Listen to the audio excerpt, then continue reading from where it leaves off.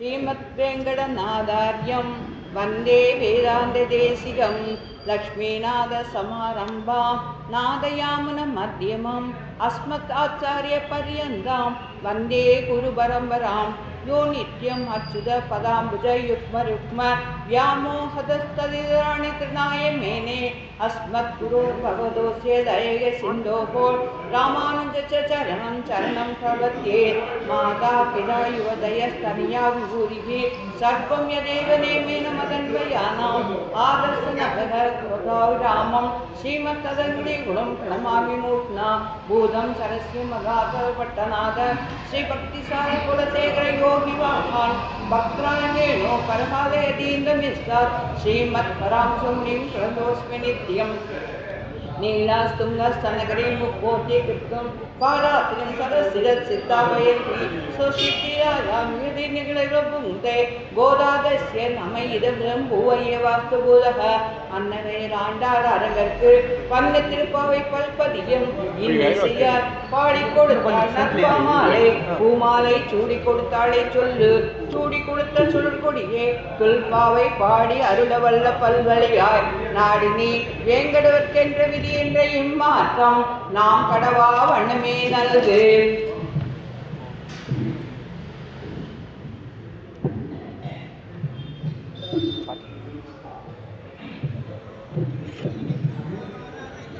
श्रीमदे श्रीरंगनाय तायार समेत श्रीरंगनाथ परब्रह्मणे नमः.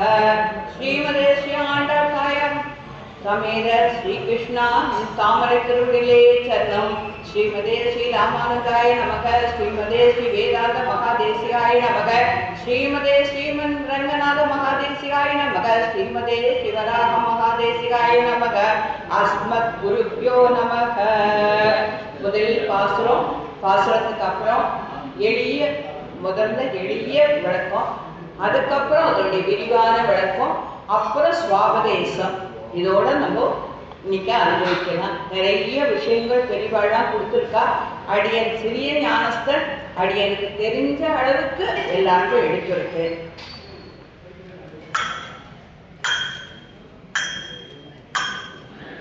ஓங்கி உலகளந்த ஓங்கி உலகளந்த உத்தமல்லே பாடி நாங்கள் நம் பாவைக்கு சாற்றி நீராடினார். நாங்கள் நம் பாவைக்கு சாற்றி நீராடினாள். தீங்கின்றி நாடெல்லாம் திங்கள் மாறி பெய்து தீங்கின்றி நாடெல்லாம் திங்கள் மாறி பெய்து ஓங்கு பெரும் சென்னல் ஊடு கயலுகள் ஓங்கு பெரும் சென்னல் ஊடு கயல்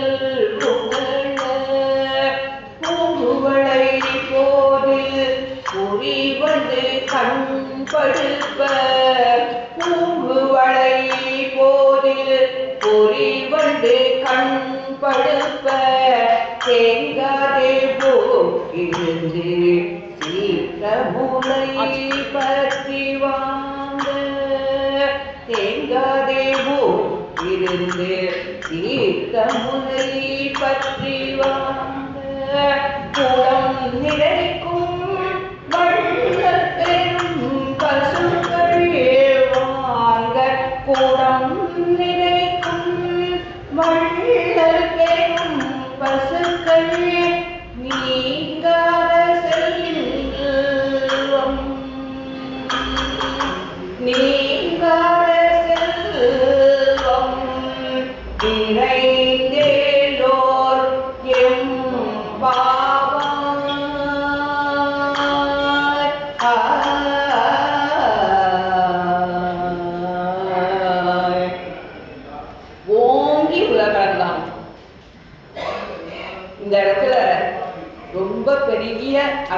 விசேஷங்கள்லாம் பெரியவர் சொல்லியிருக்கா.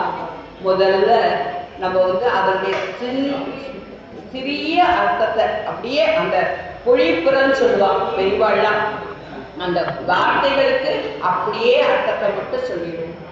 ஓங்கி ஆகாசத்தளவு வளர்ந்து 2 அடிகளால இந்த உலகத்தெல்லாம் வளர்ந்தான். வாமனதான் அவதரிச்சு மகாபலி கிட்ட போய் யாசகம் வாங்கினான் பெருமாள். 3 அடி மண்ணு தான் கேட்டான். மகாபலி பிரமிச்சு போய் பார்த்தான். நிறைய தரைனேன்னு கேட்டான். வேணா ஏன் திருவடியால அததான் அந்த இடத்துல பெரியவாழ்ல நம்மளுக்கு ரொம்ப முக்கியமா எடுத்து காட்டுறான். ஏன் திருவடியால 3 அடி மண்ணு கொடுன்னு சொல்லி கேட்டான். பின்னால நடக்க போறது சுக்கராச்சாரியார் புரிஞ்சுடுத்த. அந்த மாதிரி பின்னால் இதெல்லாம் கொஞ்சம் விவரமா சொல்றேன். அந்த 2 அடியால உலகத்தை அளந்து கொண்ட வாமனனுடைய கீர்த்தியை ஓங்கி உலகளந்து உத்தமனுடைய பேர் பாடணும். அவனுடைய பேரெல்லாம் நம்ம இஷ்டத்தை நம்ம நடந்துக்கிறோம், அப்படி இருக்கக்கூடாதுன்னு சொல்றார். என்னன்னாக்க அந்த கீர்த்தனை பண்ணணும், சத்சங்கத்தை சேரணும், நம்ம எல்லாரும் சேர்ந்து இருக்கணும். பாகவதாள்லாம் எப்பவுமே சேர்ந்து இருக்கணும். பாகவாள்லாம் சேர்ந்து இருந்து அவனுடைய நாமங்களை எப்பப்பாரு சொல்லணும். அந்த விரதத்தை வெளியே எல்லாருக்கும் தெரியப்படுத்தணும். நம்ம விரதம் இருக்கோம்னாக்க அந்த விரதம் 4 பேருக்கு தெரியப்படுத்தணும். கவர்மோ நான் விரதம் இருக்கேன், என்ன மாதிரி நீங்களும் இருக்கோன்னு எல்லாருக்கும் தெரியப்படுத்தி எல்லாரையும் தன்னுடைய வசப்படுத்தணும். அந்த மாதிரி ஸ்தானங்கிற சடங்கை எல்லாரும் செய்தால் எல்லா தேசங்களிலையும் ஒரு இடத்துல கூட ஒருத்தருக்கும் ஒரு கஷ்டமும் இல்லாத ஒவ்வொரு மாசமும் 3 மழை பெய்யுதுன்ற ஒரு சம்பிரதாயம் இருக்கு. அந்த மாதிரி 3 மழை பெய்ய அதனால உயர்ந்து வளர்ந்த சென்னல்லாம் வளர்ந்துருக்கு, நிறைய பெருசா வளர்ந்துருக்கு. அதனுடைய தண்ணி அந்த சென்னல் தான் தண்ணியோட இருக்கும். அதுல கயல்கள் மீன்கள் நல்லா வளருது. அதே மாதிரி ஒளி பெற்ற வண்டுகள் அப்படியே தூங்கத்துக்கு எவ்வளவு கொடுத்தாலும் அழகியமான அந்த ஸ்மிருதியான அந்த மலர்கள்ல அந்த வண்டுகள் நல்லா தூங்குறது. இதெல்லாம் நிறைய காண்றது. அதுக்கப்புறம் என்ன பண்றது, பெரும் பசுமாடு எல்லாம் கறக்கவே வேண்டாமா.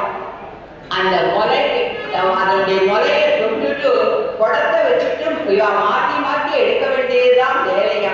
அந்த மாதிரி அந்த பசுக்கள்லாம் புகழை பற்றி வாக குடம் நிறைக்கும். அப்பேற்பட்ட செல்வம் நிறைஞ்ச அந்த இடத்துல நம்மளும் வாழணும், நம்மளும் இருக்கோம் அப்படிங்கிறத இந்த இடத்துல எடுத்து காட்டுறாங்க.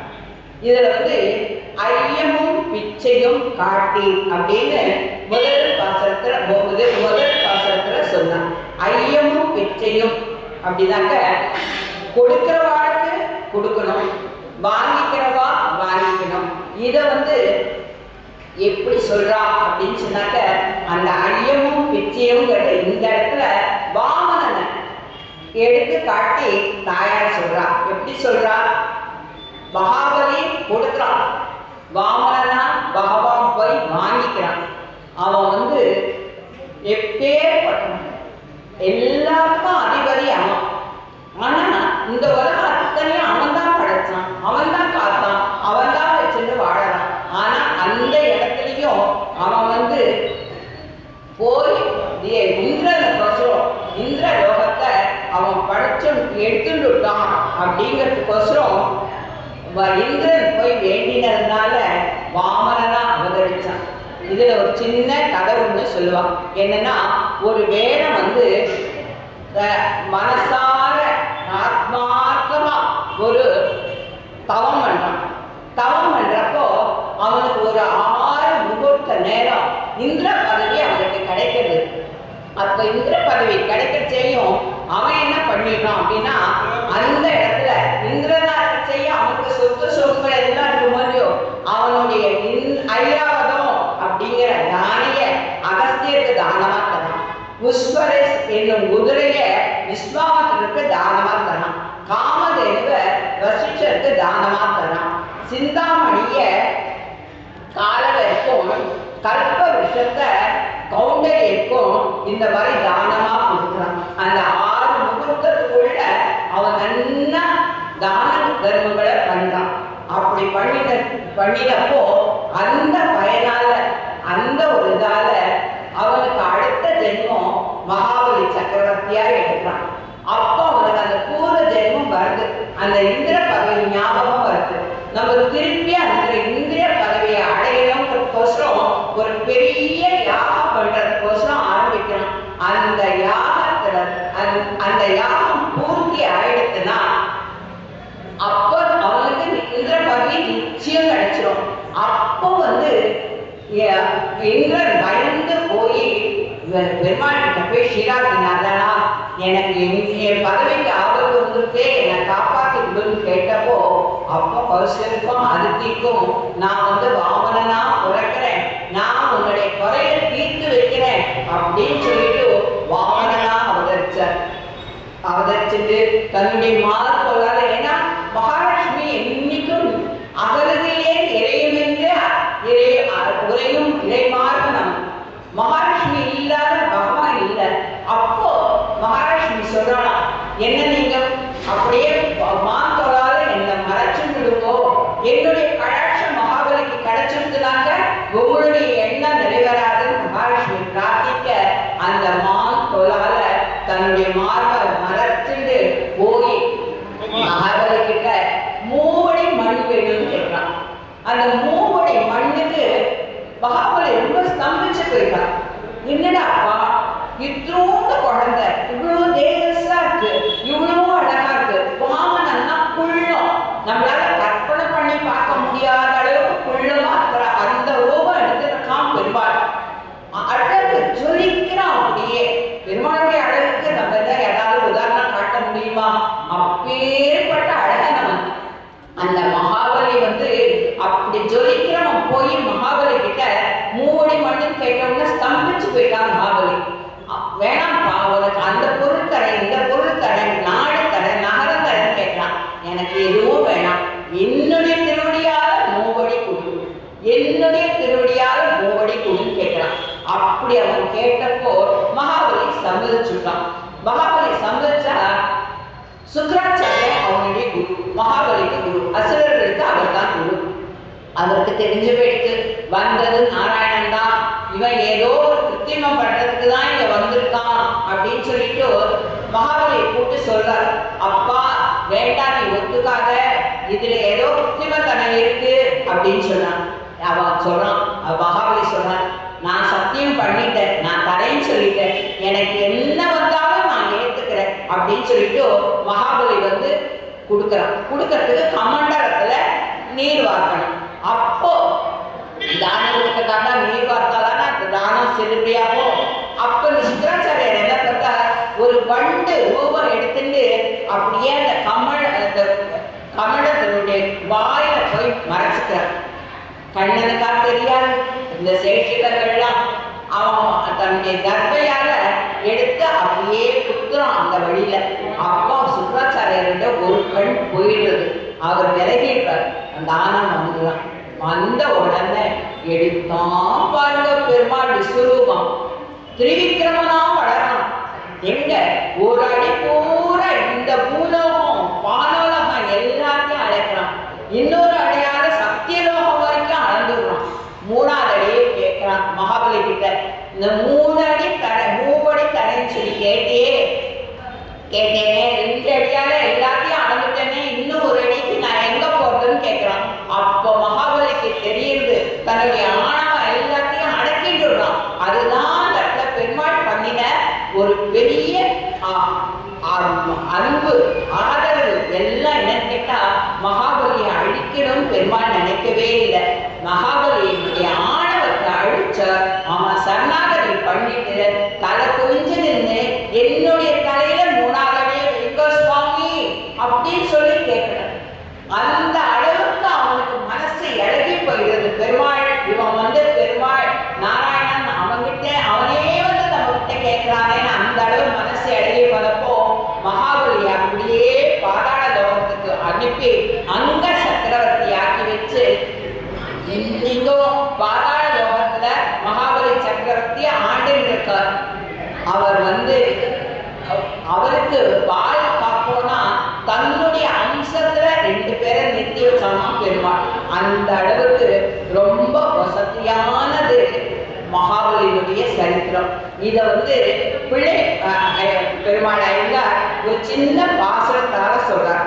தார் ஏற்று வெண்குடி மாவலை வார்க்கவும் தாமரை மேல் சீரியேற்ற தொல் நான்முகத்தோன் விளக்கவும் செல் பொன்முடி கார் ஏற்ற மேனி அரங்கோர் கையும் கடலும் ஒக்க நீர் ஏற்றன வன் திருக்குறளாகி நிமிர்ந்த வந்தே. அந்த மாதிரி வாழ்ந்தான். அந்த சத்தியலோகத்தை போய் வாழ்ந்தப்போ இன்னொரு சம்பவமும் நடந்தது.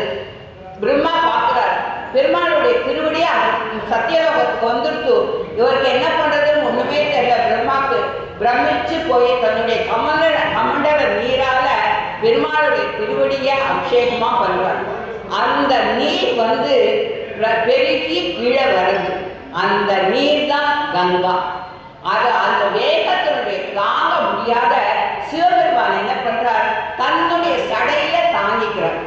அந்த கங்கையை தன்னுடைய சடை பூராத்தையும் தாங்கிக்கிறார்.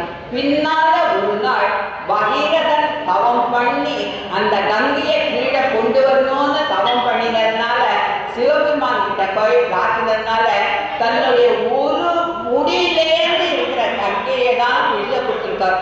பூரா ஜலமும் வந்தா இந்த பூலோகம் தாங்கியிருக்காது.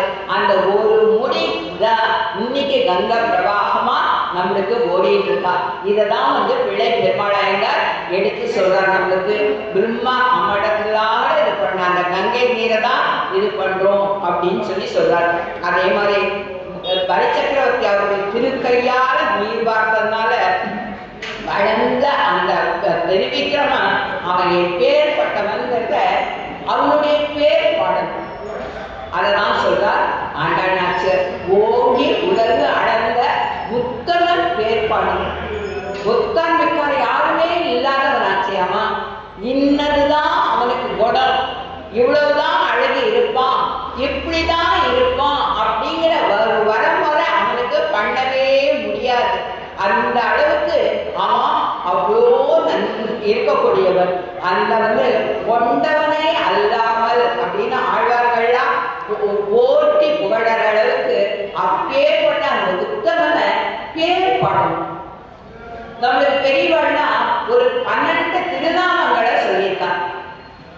கேசவா, நாராயணா, மாதவா, கோவிந்தா, விஷ்ணுவே, மதுசூதனா, திரிவிக்ரமா, பாவனா, ஸ்ரீதரா, ரிஷிகேஷா, பத்மநாபா, தாமோதரா.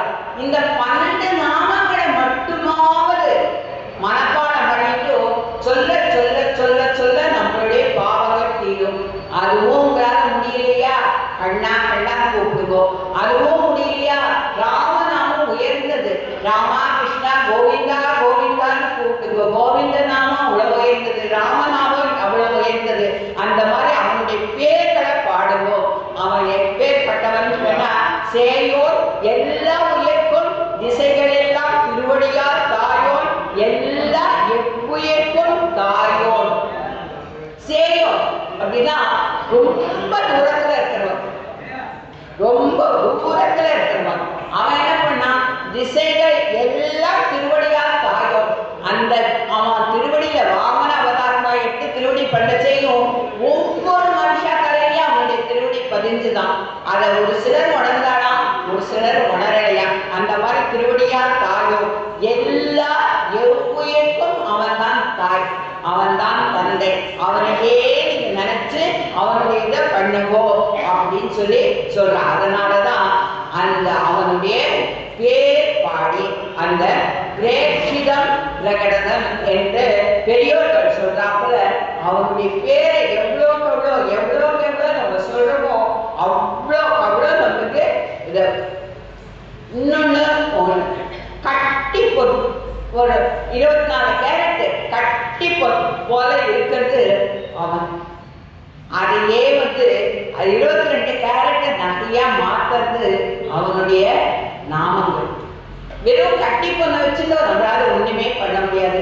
அவனுடைய திருவுருவத்தை மனசுல நினைச்சுக்கலாம் தவிர ஒண்ணும் பண்ண முடியாது. அவனுடைய நாமங்களை எவ்வளவு சொல்றீங்களோ அந்த 22 கேரட் நகைகள் உங்களுக்கு சேர்ந்தா உங்களுக்கு எவ்வளோ ஒரு சந்தோஷம் வருமோ அந்த சந்தோஷம் கண்டிப்பா கொடுக்கும். அவன் உங்களுக்கு ஒண்ணு சம்பாதிக்கணும், உங்களுக்கு நல்லது நடக்கணும் அப்படின்னு உங்களுக்கு இருந்ததுனாக்க கண்டிப்பா அவனுடைய நாமங்களை சொல்லுவோம். நாங்கள் நம் பாவைக்கு நமக்கு என்னைக்கும் நம்மளுக்கு என்னைக்குமே அருள் தரத்துக்குனே அவன் இருக்கானே, அவனுடைய நாங்கள் நம் பாவைக்கு அவனுக்கே ஆட்படுத்தவே. அப்படிப்பட்டவனுக்கு சாட்சி நீராடினால், இந்த இடத்துல நீராட்டம் ஏற்கனவே உங்களுக்கெல்லாம் சொல்லியிருக்கேன், ஸ்நானம் பண்றது மட்டும் நீராட்டம் கிடையாது. இந்த மனசை கொண்டு போய் அவன்கிட்ட கொண்டு போய் சேர்க்கிறது நீராட்டம். அந்த மாதிரி நீங்க இந்த மனசை கொண்டு போய் அவன்கிட்ட சேர்த்துட்டால் தீங்கு இன்றி நாடு எல்லாம். ஒரு நாட்டுல தீங்கு நடக்கக்கூடாது, கஷ்டம் இருக்கக்கூடாது, மனுஷன் எல்லாருமே சுகப்படணும் அப்படிங்கிறது இதுக்கு உதாரணமா என்ன சொல்வா அப்படின்னு சொன்னாக்க, ராமராஜ்யத்தை தான் பெரிவாட எடுத்து சொல்வான். அந்த நாட்டுல அயோத்தியால ராமன் அரசாண்ட எல்லா இடத்துலையும் மக்களுக்கு எல்லாம் எப்படி மக்களுக்கு வழக்கை இடத்தை தெரியாதவா, அவள் அறிவே இல்லாதவா, அவ கண்ணா கண்ணா கண்ணான்னு சொல்லுவா. ஆனா அயோத்தியில பார்க்கறதாக்க அவளுக்கு எல்லாம் தெரியும், அத்தனையும் தெரிஞ்சவாவா. அத்தனையும் தெரிஞ்சாலும் அவ சொல்றது அந்த ராமநாமம் மட்டும்தான், அவளுக்கு அது மட்டும்தான் தெரியும். அது வரை அவ்வளவு விவரம் தெரிஞ்சவாளே ராமநாமத்தை வெப்பப்பாறு உச்சரிச்சிருந்தான்னா அப்படி அவ ராமநாமத்தை உச்சரிச்சானாக்க அதுதான் ராமராஜ்யம். அந்த ராமராஜ்யத்துல எந்த குத்தமோ எந்த குறையோ கிடையாது, தீங்கு இன்றி நாடு எல்லாம். அதே மாதிரி இந்த இடத்துல மும்மாறி பெய்து அப்படின்னு சொல்றாங்க. நம்மளுக்கு இப்ப வெள்ளம் வருது, ஒன்னா வறட்சி வருது, எத்தனையோ நம்ம கஷ்டப்படுறோம். ஆனா இதெல்லாம் எதுவுமே ராமராஜ்யத்திலேயோ கண்ணனுடைய ராஜ்யத்திலேயோ எதுவுமே கிடையாது. அவன் வாரகால ஆட்சி பண்ண போவும் சரி, ஆயர்குலத்தோட சேர்ந்து கோகுலத்துல இருந்த போவும் சரி, எப்பவுமே அவன் பெருமாள் தாயார் என்ன பண்ணுவா, நம்மளை ரட்சிக்கிறதுக்கு தானே அவ இருக்கா. அத்தனை பேரை தடுத்து ஆட்கொண்டு அவ மனசுல பக்தியை மட்டுமே விளைவிச்சு அவ எப்படி இது பண்ணாலோ அந்த கண்ணனுடைய ராஜ்யம், அந்த ராம ராஜ்யம், அந்த மாதிரி நம்மளுடைய ராஜ்யமும் தீங்கு இல்லாம மாசம் மும்மாறி புரியணும்.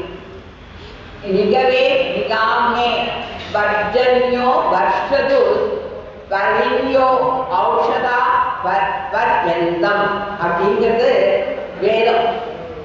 அந்த அந்தணர்கள்லாம் அசுரர், அந்தணர்கள், கற்புடைய பெண்கள், இவர்கள்லாம் எந்த இடத்துல சிறந்து இருக்காளோ, அந்தணர்களுக்கு எங்கெல்லாம் மரியாதை கிடைக்கிறதோ, அரசர் எப்ப நல்லவாட கொண்டாடுறானோ, கற்புடைய பெண்கள் எங்க நிறைஞ்சு நிற்காளோ அந்த மாதிரி அந்த இடத்துல ராமராஜ்யம், அந்த இடம் கண்ணனுடைய லோகம். அந்த மாதிரி இருக்கு. ஓங்கு பெரும் செந்நெல், அவங்க ராஜ்யத்துல அந்த மாதிரி ராஜ்யம் இருந்ததுனாக்க அந்த இடத்துல நெல் விளைச்சல் ஓங்கு பெரும் செந்தல், ரொம்ப உயரமா அந்த செந்தல் வளர்ந்துருக்குமா. அந்த செந்தல் ஊடு கயறுகளை அப்படின்னு சொல்றாங்க. புறம் பெற்ற மலர் கமலம் தலை வணங்கும் கண்ணன் அரங்கே, அரங்கமே. அந்த கண்ணன் இருக்கிற இடத்துல எப்படி இருக்கும், செந்தல் ஓங்கி வளர்ந்துருக்கும். அது ஊடு கயல் உகழ. இதுக்கு தெளிவா உள்ளர்த்தமா இன்னொன்னு சொல்லுவாங்க. அந்த செந்தல் ஓங்கி வளர்றது ஆச்சாரியனுடைய பக்தி, ஆச்சாரியனுடைய அனுகிரகம் ஓங்கி நிற்கிறது. அந்த பக்தியில அதனுடைய அனுகிரகத்துல சிஷ்ய கோடிகள் எல்லாரும் என்ன பண்றா, சந்தோஷமா அந்த வேதங்களையும் புராணங்களையும் எல்லாத்தையும் ஆச்சாரியன்கிட்ட கத்துண்டு சென்னல் ஓங்கி நிற்க, ஆச்சாரியன் ஒசந்து நிற்க, கயல் புகழ அப்படியே சுத்தி சுத்தி அந்த கயல்கள் வருது. அப்படின்னா அந்த சிஷ்ய கொடிகள் அந்த ஆச்சாரியனுக்கு பணிபட பண்ணி அவர்கிட்டேருந்து எல்லாத்தையும் அதான் சொல்றாங்க. பெருஞ்செல்லல் ஓங்கி வளர ஊடு கயல் வள. அந்த மாதிரி ஊடு அந்த ஆச்சாரியனை விட்டு அந்த பக்கம் இந்த பக்கம் இவெல்லாம் யாரும் திரும்ப மாட்டா அப்படிங்கிறதா பெரியவாளா சொல்றாங்க. கள்ள குரலால் புள்ளும் பிள்ளைக்கு இறைக்கேடும் புள்ளம் பூதம் குடிகளே அப்படிங்கிற ஒரு ஆச்சாரியன் சிஷ்ய கோடிகளை டெஸ்ட் பண்ணி பார்த்துதான் எல்லாமே சொல்லி கொடுப்பாரு. அவனுக்கு எந்த அளவு ஏற்றுக்கிறதுக்கு சக்தி இருக்குமோ அந்த அளவுக்கு ஏற்றுப்பான்னு சொல்லுவார். இதுக்கு என்ன ஒரு சின்ன உதாரணம் சொல்வாங்கன்னாக்க, உள்ளம்பூதி கொடியில அந்த கரை ஓரத்துல நாரை நின்றுட்டு மீனெல்லாம் வர்றதெல்லாம் பார்த்துட்டே இருக்கும். தன்னுடைய குட்டிக்கு எந்த குட்டி மீன் வருதோ அப்போ டக்குன்னு குடிச்சுக்கும். தனக்கு எப்போ பெரிய மீன் வருமோ அதை குடிச்சுக்கும். அதே மாதிரிதான் ஆச்சாரியன் ஒரு குழந்தைக்கு எப்படி சொல்லிக் கொடுக்கணுமோ அந்த மாதிரி விளக்கமா சொல்லிக் கொடுக்கக்கூடியவர்கள் ஆச்சாரியர்கள். அந்த மாதிரி சிஷ்ய கோடிகளும் அவகிட்ட அனுகிரகத்தை வேண்டிட்டு அவளுக்கு கைங்கரியம் பண்ணிட்டு அவளுடைய இருக்கிறதுக்கு விருப்பப்படணும். அந்த காலத்துல குருகுலம் இருந்தது. ஆச்சாரியனுடைய துணி துவச்சு போடுறது, ஆச்சாரிய பத்னிக்கு வேணுங்கிறதெல்லாம் பண்ணி கொடுக்கறது, அவ என்ன கொடுக்குறாளோ அதை மட்டும் சாப்பிடுறது, அந்த மாதிரி இருந்து அவள்லாம் கத்துண்டா. இந்த காலத்துல நம்ம குருகுலத்தெல்லாம் எதிர்பார்க்க முடியாது. ஆனா நம்ம ஆச்சாரியனா யாரை வரிச்சுட்டு இருக்கோமோ அவளை நம்ம மனசார பண்ணிட்டு முடிஞ்ச போதான் அவளுக்கு கைங்கரியம் பண்ணணும் அப்படின்னு சொல்றாங்க. அதே மாதிரி இந்த இடத்துல இன்னொரு சின்ன உதாரணமும் சொல்றேன். குரு எல்லாருக்கும் பாடம் சொல்லி கொடுத்து முடிச்சுட்டார். எல்லாரும் நான் கத்துக்கிட்டேன், நான் விடை பெற்றுக்கிறேன் அப்படின்னு சொல்லி குரு கிட்ட கேட்கிறார். இருப்பா, ஒரு கடைசியா ஒரு டெஸ்ட் ஒண்ணு வச்சுடுறேன், இந்த டெஸ்ட்ல யார் பாஸ் பண்ணாலோ அவ போங்க, இந்த டெஸ்ட்ல பாஸ் பண்ணாலும் இன்னும் கொஞ்சம் கத்துக்கோங்கன்னு சொல்றாரு. சரின்னு சொல்றாரு. அந்த குரு என்ன பண்றார், 3 பேர்கிட்டையும் ஆளுக்கு ஒவ்வொரு வாழைப்பழத்தை கொடுக்குறாரு. கொடுத்துட்டு இந்த பழத்தை யாருக்கும் தெரியாத சாப்பிட்டு வாங்கோ அப்படின்னு சொல்றாரு. 3 பேரும் வாங்கிக்கிறார். வாங்கிட்டு ஒருத்தர் என்ன பண்றார், தன்னுடைய ரூம்ல போய் கதவை சாப்பிட்டுறார். இன்னொருத்தர் தன்னுடைய புத்திரத்தை எடுத்து நல்லா மூடிட்டு உள்ள வச்சுட்டு சாப்பிடுறார். இன்னொருத்தர் என்ன பண்றார், எங்க பார் சுத்திட்டு குருக்கிட்டே பழத்தை கொடுக்குறார். ஏன் வா அப்படின்னு சொல்லி கேட்கிறார். அப்போ அவர் சொல்றார், சுவாமி நீங்க எங்களுக்கு என்ன சொல்லி கொடுத்துருக்கீங்க, எங்க பார் எங்கேயும் எதுலையும் ஒரு கல்லிலையோ மண்ணிலையோ ஒரு உயிரற்ற பொருளோ உயிருள்ள பொருளோ எல்லாத்தையும் பகமா நிறைஞ்சிருக்கானே எங்களுக்கு சொல்லி கொடுத்துருக்கோங்க. எப்படி யாரும் பார்க்காத எப்படி சாப்பிட முடியும், பகமா எல்லா இடத்துலயும் இருக்கானே, அவனுக்கு தெரியாத நாங்க எப்படி சுவாமி சாப்பிட முடியும் அப்படின்னு சொல்லி கேட்டானா. அப்பா நீதான் நல்லா புரிஞ்சுட்டு இருக்க பாடங்களை நீ போய் இன்னும் 10 பேருக்கு சொல்லி கொடுன்னு சொல்லி கொடுத்தாராம், அனுப்பினாராம். அந்த மாதிரி புரிஞ்சுக்கணும். ஒவ்வொரு ஆச்சாரியன் சொல்லி கொடுக்கறத உள்ள அர்த்தமா எடுத்துக்கணும். அவர் எவ்வளோ நமக்கு சொல்லி கொடுக்குறாங்கிறத அதை எடுத்துட்டு உள்வாங்கிட்டு அதுக்கப்புறமா நம்ம அதை செயல்படுத்தணும். ஏன்னா இந்த ஆத்மா உயிர் உள்ளது, அணுஸ்வரூபமானது, ஒளிமிக்கது, அறிவு உள்ளது. இந்த ஆத்மாவை யாராலையும் அழிக்க முடியாது. அப்பேற்பட்ட வசதியான ஆத்மா நம்மளுது. அந்த ஆத்மா இந்த மாதிரி ஒரு உடம்புதான் எடுத்துன்னு இருக்கு. அதனுடைய கர்மத்தை கழிக்கிறதுக்கோசரம் எடுத்துன்னு இருக்கு. அதே எல்லா இடத்துக்கும் ஒரு மண் துகள் எடுத்துன்றதுனாலும் இப்போ இந்த டேபிளோ இந்த புஸ்தகமோ இந்த சேரோ இந்த மண்ணோ எல்லாருக்கும் ஆத்மா உண்டு. ஆத்மாவோட சேர்ந்து பரமாத்மாவும் உண்டு. அதனால எதையுமே நம்ம உயிரற்ற பொருள் நம்ம எடுத்துக்கவே கூடாது. இதெல்லாம் உயிரற்ற பொருள் இல்லை. ஏன்னா ஒரு மண் துகள்கள்லாம் மழையில சேர்ந்து சேர்ந்து சேர்ந்துதான் ஒரு பாறாங்கள்லாம் மாறுது.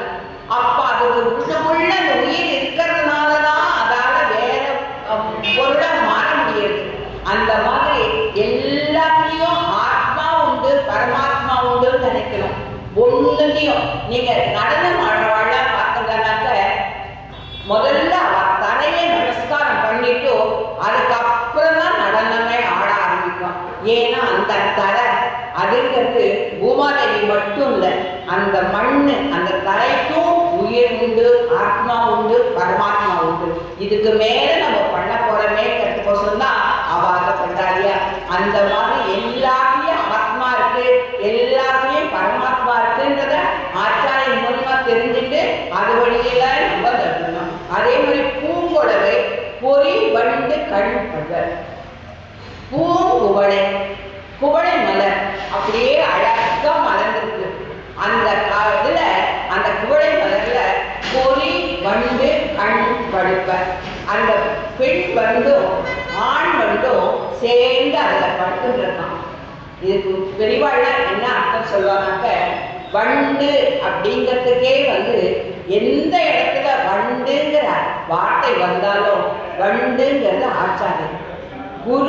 குரு பத்னிய என்னென்னைக்கு நம்ம மனசால நினைச்சு சேவிக்கிறோமோ அவ்வளோ நம்மளுக்கு ஞானம் பெருகும். நீங்க நேரதான் போய் சேவிக்கணும்ன்றது இல்லை, எந்த ஆச்சாரியன் கிட்ட கத்துட்டதோ அந்த ஆச்சாரியன் அந்த குரு பத்னிய நீங்க சேவிக்க மனசால நீங்க சேவிச்சுட்டீங்கன்னா கூட போதும், உங்களுக்கு அவ்வளோ ஒரு இது வருன்றத அந்த இடத்துல சொல்றான். அந்த பூங்குவளை நத்த போல இருக்கிற அந்த இதுல வண்டுகள் பெண் வண்டும் ஆண் வண்டும் சேர்ந்து இருக்கிறான், குரு பத்னியும் குருவும் சேர்ந்து இருக்கான். அந்த இடத்துல பகவானும் தாயாரும் இருக்கிறதா நம்ம மனசுல நினைச்சுட்டு அதை எழுது பண்ணணும். லக்ஷ்மி கல்ப லிங்காரமே ராமதாச வாசயாம் யுதே அப்படின்னு சொல்லி ரங்கநாதனை சேவிக்கிறார். ஏன் ராமானுஜர் அப்படின்னு சேவிக்கிறார்? ஏன்னாக்க அந்த ரங்கநாதன் தாயாரோட இருக்கான்.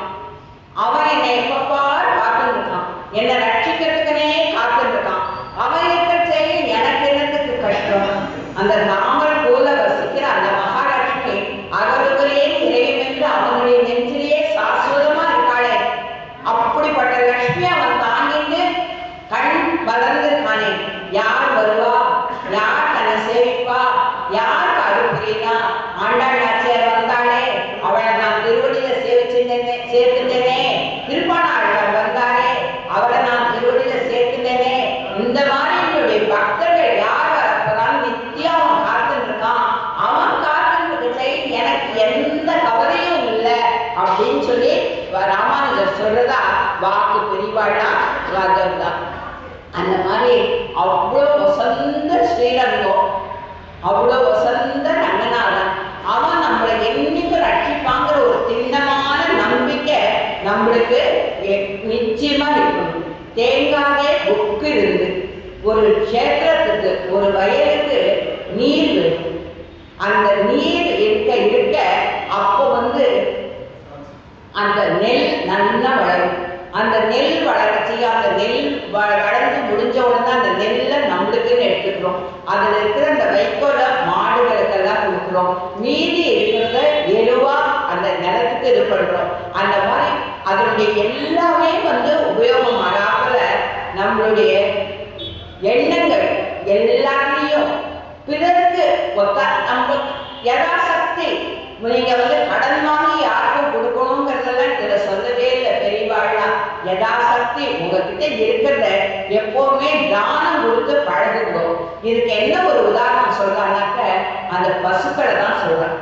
அந்த பசுக்கள்லாம் என்ன பண்றது, நம்ம கறந்தமானாக்க அதனுடைய உதிரம்தான் பால் அப்படின்னு சொல்லி பெரியவாழ்லாம் சொல்லுவோம். அந்த பாலை நம்மளுக்கோசரம் தர்றது, தன்னுடைய கண்ணுக்குட்டிக்கு கொஞ்சம் கொடுத்துட்டு மீதி பால் எல்லாத்தையும் அள்ளி கொடுக்கக்கூடியது பெரும் பசுக்கள். நீங்க அந்த பசுக்கு இத்தினோடு வைக்கப்பட போறோம், இத்தினோடு தீனி வைக்கப்படுவோம், இத்தினோடு தீர்க்கம் காட்டப்படுவோம். ஆனா அது மனசு அப்படியே உருகி போய் தனக்கு இந்த எஜமானன் பண்ணிட்டானே, இவனுக்கு நம்மளால முடிஞ்சதை பண்ணணும்னு சொல்லிட்டு தன்னுடைய உதிரத்தை பாலா மாத்தி அப்படி கொடுக்கக்கூடியது இது. அந்த பெரும் பசுகள்னு எதுக்கு சொல்றானாக்க, பெருத்திருக்கிற பசுக்கள் கிடையாது, மனசு பெருசு, அதுக்குதான் பெரும் பசுக்கள்னு சொல்றான். ரொம்ப நம்மளுக்கு அப்படியே மட்டும் இதுல இருந்துறது கிடையாது. அப்படியே பசு பார்த்தா பெருசா இருக்கு குண்டா இருக்கா அப்படிங்கிற அர்த்தத்துல இந்த இடத்துல எடுத்துக்க கூடாது. இது எடுத்துக்கிறத எப்படி எடுத்துக்கணும்னு சொல்லி கேட்டாக்க வள்ளத்தன்மையோட இருக்கிற பெரும் பசுக்கள், அந்த பெரும் பசுக்களை அடைக்கலம் புகுந்தவனுக்கு எப்படி பகவானை விட்டு நம்ம செய்ய வேண்டியது என்னன்னு கேட்டாக்க முக்கியமா என்ன பண்ணணும், அந்த பசுக்களை பார்த்து நம்ம கத்துக்க வேண்டியது என்னன்னு கேட்டாக்க ஒரு பசுவை வளர்க்கணும்னு வச்சுக்கோங்களேன். நம்ம கிட்ட ரொம்ப அது பாசமா இருக்கும். ஒரு சந்தர்ப்பம் நம்மள அதை விற்க முடிய ஆயிடுச்சுனாக்க இதெல்லாம் நாங்களே அனுபவப்பட்டிருக்கோம். அதை விற்க முடிய ஆயிடுச்சுனாக்க வித்துட்டாக்க எங்கேயாவது ஓட்டின்னு போயிருப்போம். 2 நாள் கழிச்சு பார்த்தா அந்த பசு நம்ம பார்க்க நிற்கும். அழுகியா வரும் அதை பார்க்கறதுக்கு.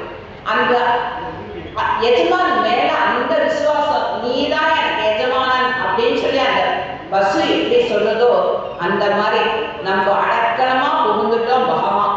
அந்த பகவானை விட்டுட்டு மற்றவர்கள்ட்ட அடிமையா நம்ம இருக்கக்கூடாது.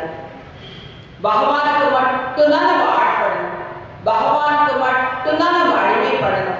நம்மளுக்கு எத்தனையோ பேர், நம்ம பாஸ் இருக்கா, கம்பெனி இருக்கு, பாஸ் இருக்கா, நம்மளுக்கு தெரிஞ்சவா இருக்கா, பெரியவா இருக்கா, எத்தனையோ பேர் இருக்கா, அவளுக்கெல்லாம் மரியாதை மட்டும் கொடுக்கும்.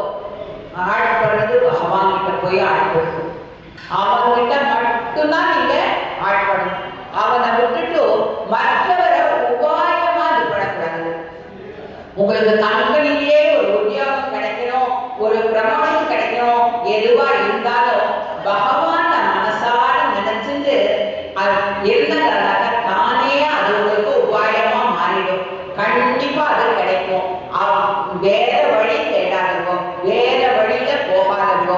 அதே மாதிரி இன்னொன்னு என்ன சொல்றா அப்படின்னு சொன்னாக்க இந்த 3 மும்மாறி மழை அப்படிங்கிறது இது அறிவுள்ளவர் நம்மாழ்வார் ஒரு இடத்துல பாடுவார்.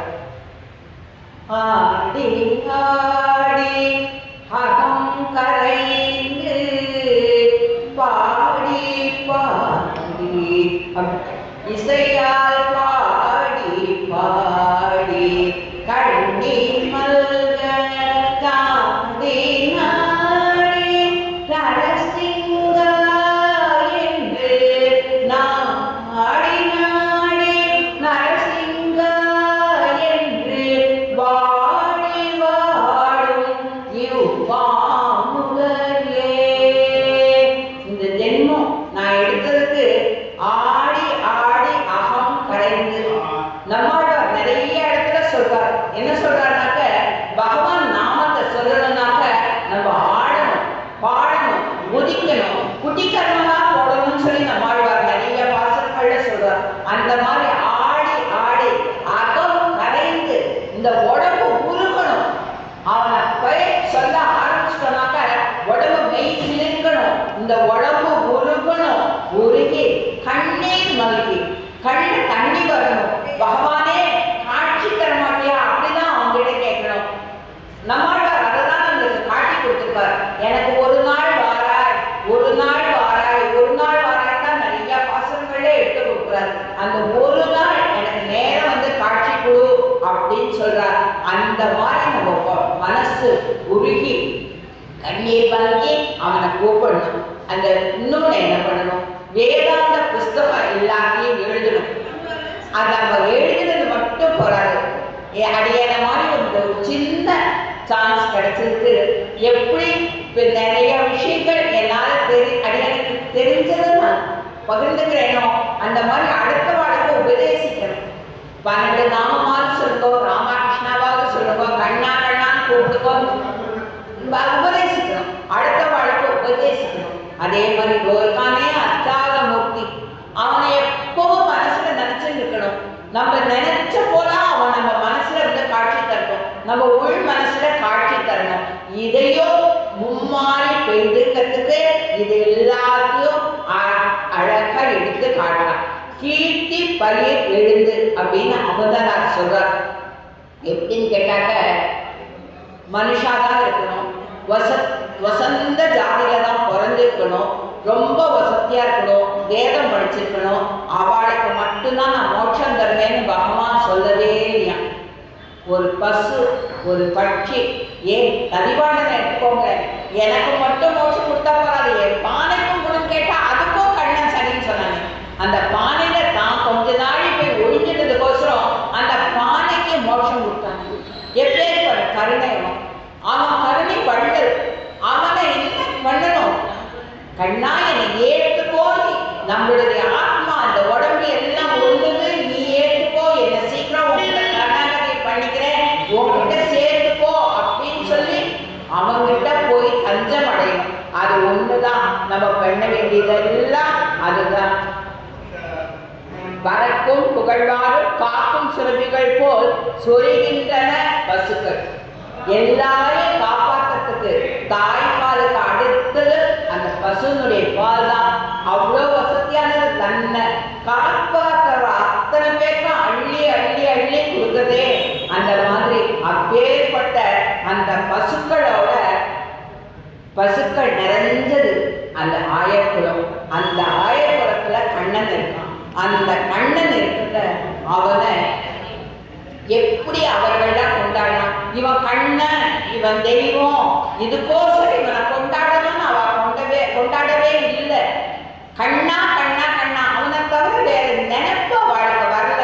வேற எந்த சிந்தனையும் இல்லாத அவனையே அப்படியே ஆட்பட்டு ஆட்பட்டு ஆட்பட்டு அவங்கிட்டயே தன்னை கொடுக்க அவள். அவன் கண்ணன் நிறைய தீர்வுகள் செய்வான் வாழ்க்கை. ஏன் தீர்வுகள் செய்வான்? கண்ணம் தீர்வுகள் செஞ்சாதேன்னு சொல்லிட்டு அவன் என்னைக்குமே அவனை விரோதிச்சது கிடையாது. இவன் வரக்கூடாதுன்னு என்னைக்குமே சொல்லலை.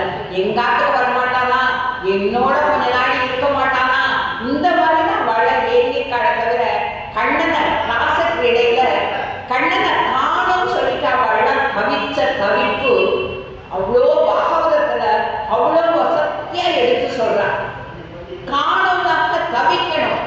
பகவான் நம்ம மனசுல இல்லைனாக்கா, பகவானே வேறக்கே என் மனசு சிந்தனை போயிட்டு நீ வாடாப்பா ஒன்ன நினைச்சுக்கிற அப்படின்னு சொல்லிட்டு நம்ம உருகணும். அந்த உருகிறதுக்கு தான் நம்மளுடைய எண்ணங்கள் பெருசா இருக்கணும். அதே மாதிரி நம்மளும் பசுக்கு ஒப்பான ஆச்சாரங்கள் எடுத்த ஞான பாவை அறிந்து கொள்ள, அந்த ஞானம் அவர்கிட்ட ஆச்சாரம் கிட்ட இருக்கிற அந்த ஞானத்தை நம்ம நிறைய, ஏன்னா எந்த ஆச்சாரியனுமே வாத்சல்யத்தோட சொல்லி தருவான். எந்த ஆச்சாரியனும் கோபிச்சுக்க மாட்டான். எந்த ஆச்சாரியனும் நம்மளை அடிச்சு உதைக்க மாட்டான். வாத்சல்யத்தோட அவ சொல்லி தரத அந்த மாதிரி இருக்கிறத இது பண்ணணும். ஒரு ஆச்சாரியர்களை பசுக்கு ஒப்பாக பேசினார் தேசிகர். எப்படின்னாக்க ஆழ்வார் காம்புகள்ங்கிற நம்மாழ்வார் 4 காம்பு பசுக்கு இருக்காப்புல அந்த 4 வேதத்தையும் அப்படியே தமிழ் படுத்தி நம்மளுக்கு கொடுத்துருக்கோம். அந்த 4 வேதங்களை நம்மளால வேதங்களை படிக்கிறதுக்கு ரொம்ப நியமங்கள் நிறைய இருக்கு. சட்டுன்னு யாராலையும் வேதம் கத்துன்ற முடியாது. அதுவும் ஸ்திரீகள் சுத்தமாவே கத்துக்க முடியாது. அப்பேற்பட்டவா எல்லாருமே நம்மளுக்கு அவசரமே வந்தாரே நம்மாழ்வார் 4 வேதத்தையும் தமிழ் படுத்தி கொடுத்துருக்காரு. அவருடைய பாசங்களை நல்லா ஆழ்ந்து எல்லாத்துக்குமே ஒரு அர்த்தம் தெரிஞ்சாதான் அதனுடைய பலன் நம்மளுக்கு கிடைக்கும். அதாவது ஒரு பாசனம் எடுத்துன்னு வச்சுக்கோங்களேன், அதனுடைய அர்த்தம் உங்களுக்கு கொஞ்சமாக தெரிஞ்சாதான் உங்க மனசு அந்த பாசனத்துல ஆழ்படும். அந்த மாதிரி அர்த்தம் தெரிஞ்சு அது எல்லாத்தையும் பெரிவா மூலியமா நீங்க கத்துக்கணும் அப்படிங்கிறத என்ன சொல்றான். இப்போ முதல் பாசன மார்கழி திங்கள் முதல் நாள் அஷ்டாஸ்ரம் திருமந்திரத்தை தாயார் நம்மளுக்கு எடுத்து உரைச்சான். இப்போ நேற்றுக்கு 2வது பாசனத்துல துவயத்தை ரொம்ப வசதியா பார்த்தோம். துவயம் எப்பவுமே நம்ம ஸ்வரத்திலே இருக்கணுங்கிறத பார்த்தோம். இதுல சரம ஸ்லோகத்தை ஆண்டாள் தாயார் நம்மளுக்கோசரம் எடுத்து சொல்றாங்க. அந்த சரம ஸ்லோகம் பகவத்கீதையில கண்ணன் நிறைய சொல்றான். முதல்ல கர்மயோகம் சொல்றான், பக்தி யோகம் சொல்றான், ஞான யோகம் சொல்றான், பக்தி யோகம் சொல்றான். இது எல்லாத்தையும் அப்படியே ஸ்தம்பிச்சு போறான் அர்ஜுனன். இது இவ்வளோ சொல்லியேடா கண்ணா, இதெல்லாம் என்னால பண்ண முடியுமாடா, இந்த மனசு அடங்க மாட்டேங்கிறதாடா அப்படி நிச்சயம் மனசு அடங்காதுதான். அந்த அடங்கிறதுக்கு உன்னுடைய நித்திய கர்மானுஷ்டானங்களை விடாத பண்ணிட்டு சர்வதர்மான் பரிதஸ்ய மா ஏகம் சரணம் ரஜ, என் ஒருவனையே சரணாக பற்று, உன்னுடைய பாவம் எல்லாத்தையும் நான் அழிச்சுட்டேன், மாச்சத நீ கவலையே படாத அப்படின்னு அர்ஜுனனுக்கு எப்படி கொடுத்தானோ அந்த மாதிரி தாயார் என்ன சொல்றார், ஓங்கி உலக அளந்த உத்தமன் பேர் பாடி அவனுடைய பேர்களை பாடினாங்கன்னாக்க நம்மளுக்கு என்ன கிடைக்க போகுது, தீங்கின்றி நாடெல்லாம் திங்கள் மும்மாறி பெய்து அந்த வாங்க குழந்தைக்கும் வள்ளல் பெரும்பசுக்களா நம்மளுக்கு நல்ல ஆச்சாரியம் எல்லாத்தையும் நம்மளுக்கு காட்டுவா அப்படின்னு சொல்றார். உத்தம புருஷத்வனக கண்ணன் சொல்றான். யார் உத்தமன்? எப்போ ஒரு பாசனத்தையோ ஒரு கீதையோ அர்த்தத்தோட தெரிஞ்சு மனசால ஒரு பாசனம் கத்துக்கோங்க, ஒரு கீத ஸ்லோகம் கத்துக்கோங்க, அதனுடைய அர்த்தத்தை தெரிஞ்சுக்கோங்க. ஏன்னா கடலளவுக்கு அதனுடைய அர்த்தங்கள்லாம் அந்த அர்த்தத்தை தெரிஞ்சுட்டு நீங்க சொல்ல சொல்ல சொல்ல ஒரு பாசனத்துல ஒரு கீத அர்த்தத்துல உங்க மனசு ஆழ்ந்து போயிடுச்சுனாக்க இதுல இவ்வளவு இருக்கே, அப்ப இன்னும் கொஞ்சம் கத்துண்டா இன்னும் கொஞ்சம் நம்மளுக்கு இனிக்குமோ. வெறும் பால் சாப்பிடுறத விட அதுல கொஞ்சம் சர்க்கரையும் போட்டு சாப்பிட்டா எப்படி நம்மளுக்கு நல்லா தித்திக்கிறது. அந்த மாதிரிதான் வெறும் பாசனங்கள் கீதா ஸ்லோகங்கள், அதுல சக்கரை சேர்றது அதனுடைய அர்த்த விசேஷங்களோட கத்துக்கோங்க அப்படின்னு சொல்றாங்க. சர்ம ஸ்லோகம் ரொம்ப உரைத்தான் கண்ணன். அந்த சர்ம ஸ்லோகத்தை எப்படி சொல்றான், சரணாகதிக்கு அப்புறமா அவங்கிட்ட மா ஏகம் சரணம் அவங்கிட்ட மட்டும் சரணாகதி பண்ணிட்டாங்கன்னாக்க பகவானை விட்டு மற்றவர்களுக்கு அடிமைப்படாமல் இருத்தல். இதெல்லாம் முக்கியமா திருப்பி திருப்பி திருப்பி கண்ணனும் சொல்றா, பெரியவா அத்தனை பேரும் சொல்றா, ஆழ்வார்கள் அத்தனை பேரும் சொல்றா. நம்மாழ்வார் 11 பாசங்கள் பாடியிருக்கார். உலகத்துல இருக்கிறவாட மனுஷாலை பத்தி பாடாதங்கோ, கண்ணனை பத்தி பாடுங்கோ.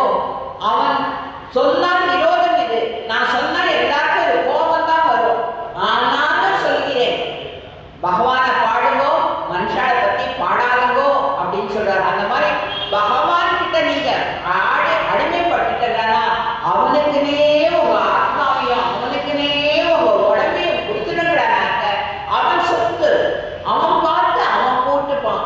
அதனால வேற எதுக்கும் அடிமைப்படாத இருக்கும். அவனை விட்டு மற்றவர்களை உபாயமாக கொள்ளாத இருக்க வேண்டும்.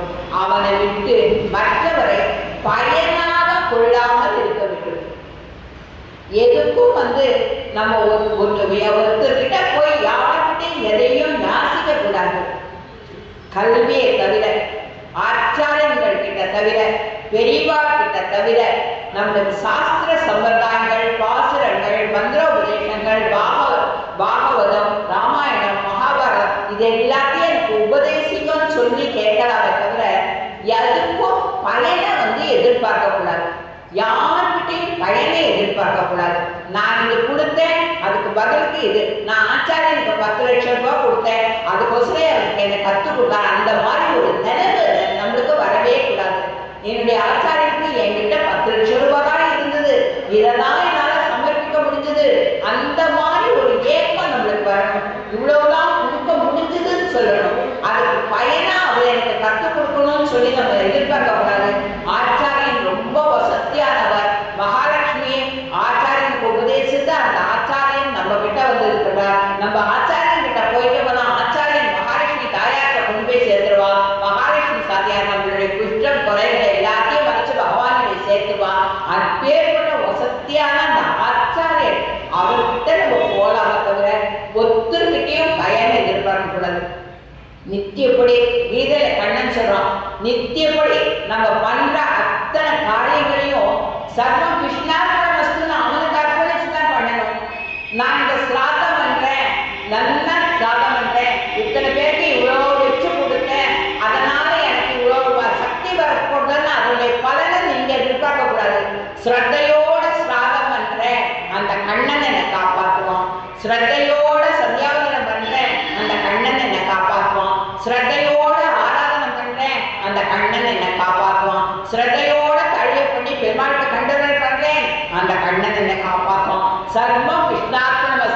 சர்வம் கிருஷ்ணார்ப்பணமஸ்து. இந்த மும்மாரி மழை, இதுதான் மும்மாரி மழை. இந்த அறிவு வந்துடுத்துனாக்க ஆடி ஆடி அவன் அசைந்து அப்படியே நம்மளுக்கு அந்த நிலைமை வந்துடும். அவன் மேல மோகிச்சிருக்கிற நிலைமை வந்துடும். அவன் பேர் சொன்னாலே நம்ம குரல் தழுதழுக்கும். அவனை நினைச்சா நம்ம கண்ட கண்ணீரா வரும். அதனால்தான் அந்த நிலைமைக்கு நம்ம ஆளாயிடுவோம். அந்த நிலைமை நம்மளுக்கு வரணுங்கிறது ஒண்ணுதான் எல்லாருமே வேதாந்த தேசிகர் எடுத்து சொல்றாரு. எப்படியெல்லாம் இருக்கணும் நீங்க அப்படின்னு சொன்னாக்க, உங்களுக்குன்னு எதையுமே நினைக்காதவோ, உங்களுக்குன்னு எதையுமே நினைக்காதவோ. நம்முடைய மாதா பிதா மனைவி புருஷன் குழந்தைகள் இது எல்லாம் தேசிகர் சொல்றார். இது எல்லாமே இந்த ஜென்மத்துல நம்மளோட சுத்தி இருக்கிறவா.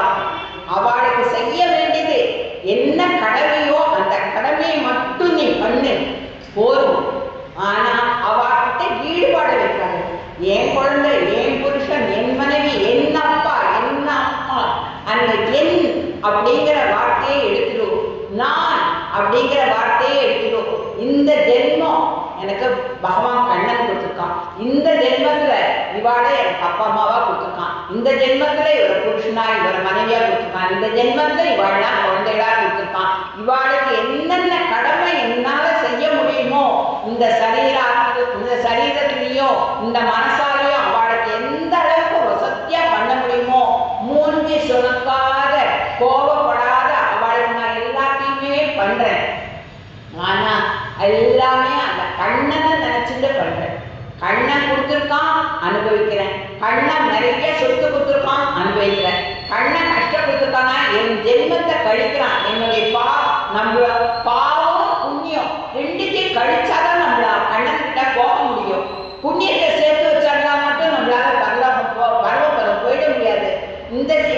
இங்கேயே தான் புண்ணியம் பாவம் எல்லாத்தையும் கழிச்சுட்டு நீங்க பரமபதத்துக்கு போனதுனாலதான் நஜகுல ஆவர்த்ததே நஜகுல ஆவர்த்ததே.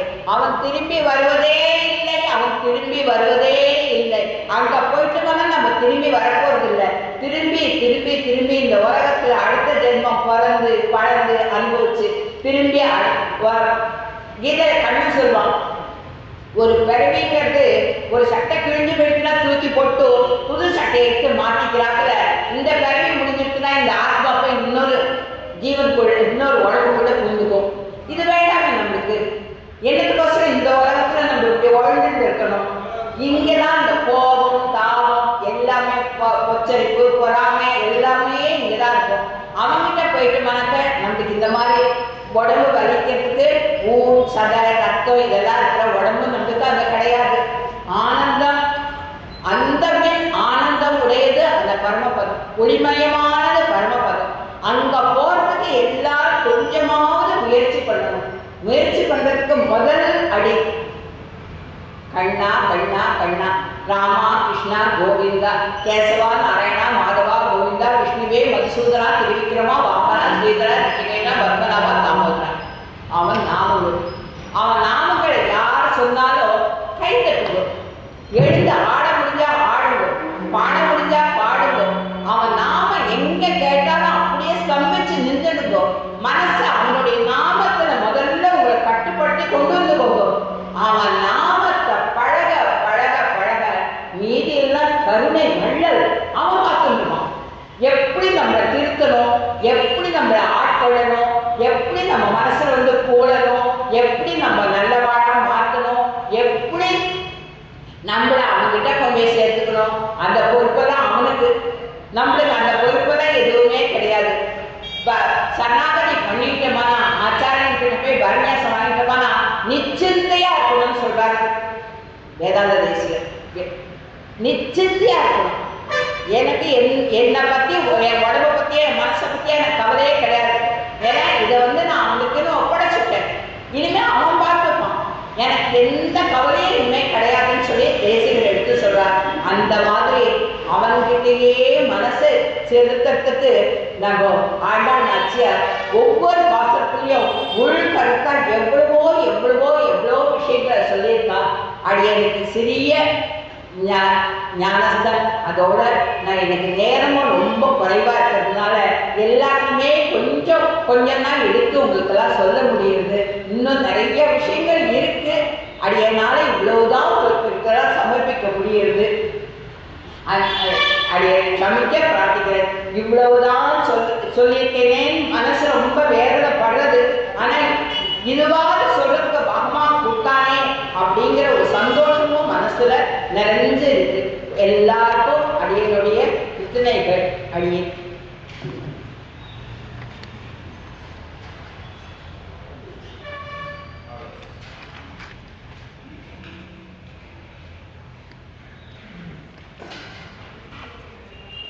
திருவாடிப்பூரத்து ஜெகத்தூதித்தாள் வாழியே, திருப்பாவை 30 செப்பினாள் வாழியே, பெரியாழ்வார் பெற்றெடுத்த பெண் பிள்ளை வாழியே, பெரும்புதூர் மாமுனிக்கு பின்னானாள் வாழியே, 143 எடுத்தாள் வாழியே, உயர் அரங்கருக்கே கண்ணி உகந்து அளித்தாள் வாழியே, வருவாரும் திருமல்லி வடநாடு வாழியே, வண்புதுவை நகர்கோதை மலர் பதங்கள் வாழியே.